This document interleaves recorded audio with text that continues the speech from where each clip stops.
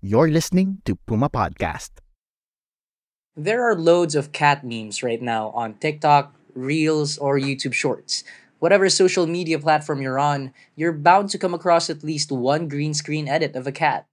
For this episode, we talk about another cat meme called the cat distribution system. Yan yung kapag may random na pusa na lang bigla sa bahay ninyo showing up unannounced. The next thing you know, naghahanap ka na ng cat supplies kasi may bago ka na palang fur baby. Pero sa akin kasi, the cat distribution system has been magical. It did change my life a lot kasi wala naman akong interest talaga in getting that kind of commitment. Pero at the same time, parang I feel like it made me a more responsible person. Animal welfare advocates meanwhile say that while the cat distribution system can be seen as cute, it could also be interpreted as romanticizing the stray animal situation, and that there needs to be a better push on increasing the spaying and neutering programs in our communities. We have to look into a long-term solution. What about the other animals? What about the future animals? If they're not spayed and neutered, they would actually have more animals to feed, which would be dependent on your capability of feeding them or the community's capability of holding them. For Teka Teka News, I'm Ed Faraon, Puma Podcast.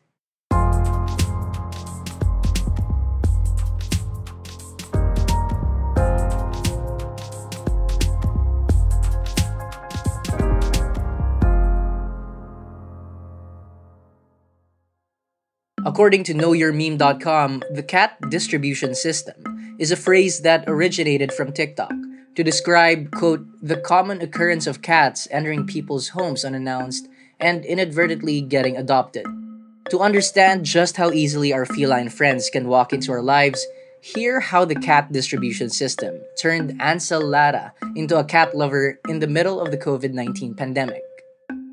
Hello, my name is Ansel and 3 years na po akong nabiktima ng cat distribution system. So, I have two cats and, two masters pala. Ako yung nakikikain lang mid-pandemic, that was 2021. Tapos, I distinctly remember na sobrang ingay na pusa. Nag-exam ako and merong meow ng meow sa labas. Ginawa ko, nagmadali ako mag-exam. Siyempre, priorities tayo. Minadali ko yung exam para mahabol yung pusa. Kasi 3 araw na siyang nandun. Tapos pagbaba ko, dalawa sila and they would not leave each other. So, ang ginawa ko, parang nung hinahabol ko sila, one went left, one went right. So, parang, okay, sige, isa lang. So, kinuha ko yung right. Sige, akin ka na. Ganyan, nalagay ko sa cage. Ang kulit ng sister niya kasi balik siya ng balik. Alam niyang huhulihin ko din siya pag lumapit siya, pero hindi niya talaga iniiwan yung sister niya. Eventually, dahil balik nga siya ng balik, nadampot din namin and nalagay namin sa cage. Tapos nung inakyat ko siya sa bahay, may isa pang cat na meow ng meow sa labas. Tapos meow din ng meow yung dalawang na-capture ko. Tapos eventually, yung stepmom ko, bigla na lang umakyat siya sa taas, hawak-hawak niya yung pusa sa kamay niya. Tapos nung magkakasama na silang tatlo sa box nila, tumahimik. Sila talagang magkakapatid. Ansel says this experience was life-changing. 3 years since she adopted the kittens, she feels like a more responsible person as she's been making sure her cat's day-to-day needs are met. It did change my life a lot kasi wala naman akong interest talaga in getting that kind of commitment. Pero at the same time, parang I feel like it made me a more responsible person kasi pati food nila kailangan kong isipin. I have to clean their litter box every day, make sure they're fed, make sure na they got food to eat until next week, until next month. Parang they've been this happy source na lang na iniiyakan ko sila kahit di pa naman sila mamamatay. Parang ganun.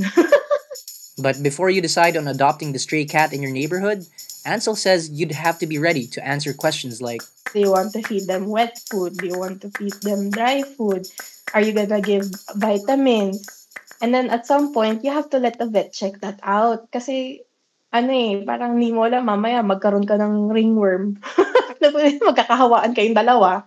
Kunyari, if they already went through the whole ordeal of trying to take care, tas di pala kaya, tas ibabalik lang. Then just learn how to take care of the ones na dumadaan lang sa bahay. leaving food and maybe even a litter box is already helpful kasi it gives them a place na ito lang nga sana nila and they can go about their day. We're pausing for a quick break. When we return, we're going to hear from the Philippine Animal Welfare Society or PAWS on long-term solutions to control the population of stray animals.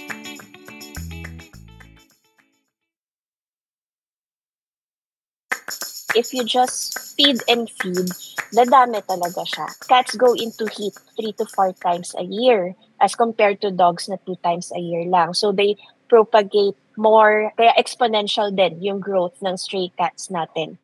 That was Sharon Bengzon Yap, Education and Campaigns Officer of the Philippine Animal Welfare Society or PAWS. What about the other animals? What about the future animals? If they're not spayed and neutered, they would actually have more animals to feed, which would be dependent on your capability of feeding them or the community's capability of holding them. During our conversation with Sharon on the cat distribution system, also understood as the internet slang describing the occurrence of stray cats entering people's lives and homes at random, she emphasized more on seeking long-term help for stray cats.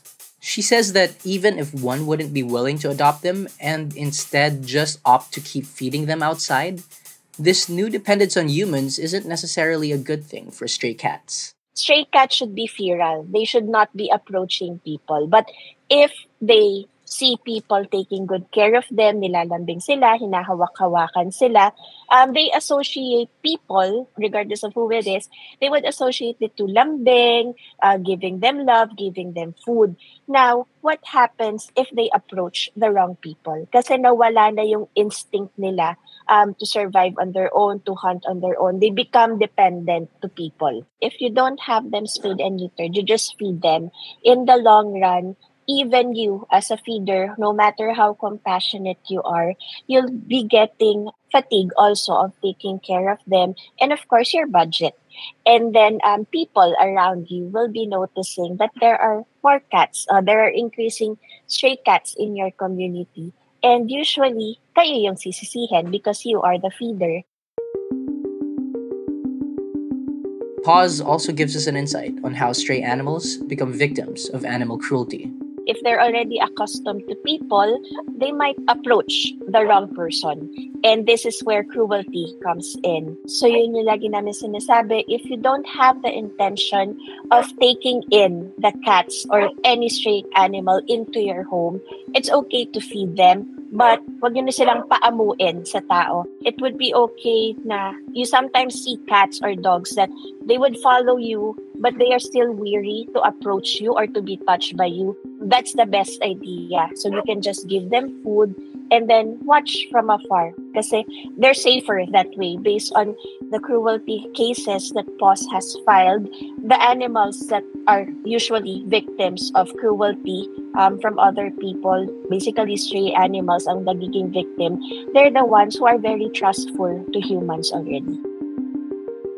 In 2023, PAWS spayed and neutered 7,104 animals, preventing the birth of 157 million cats and 5.7 million dogs. This is under the assumption that the stray animals live on for 7 years and taking into account the exponential growth of an uncontrolled population. With spay and neuter services sometimes reaching up to 5,000 pesos due to the costly nature of surgeries, controlling the population of stray animals remains a difficult task.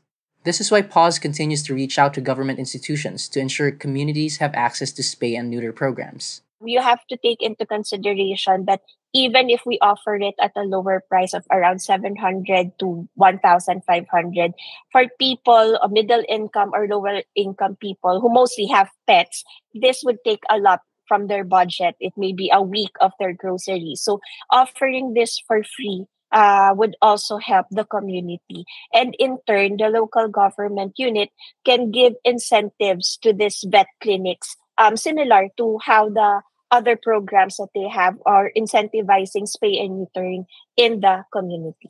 But sadly, no one has come back to us. No one has signed or no one has initiated a proposal for the LGU to actually take on the Kapan for All program that we were proposing. For the cat distribution system, it's good that people are adopting off the streets, but I would just like to remind them that if you adopt, it's your responsibility to have them also spayed and neutered. Siguro yun, magkasama na sila, adopting and spay and neutering. It goes hand in hand. And that was today's episode of Teka Teka News. Again, I'm Ed Faraon. This episode was edited by Pidoy Blanco. Our Teka Teka News executive producer is Jill Caro, and our senior editor is Veronica Uy. If you found this episode interesting or useful, share it with a friend. Thanks for listening.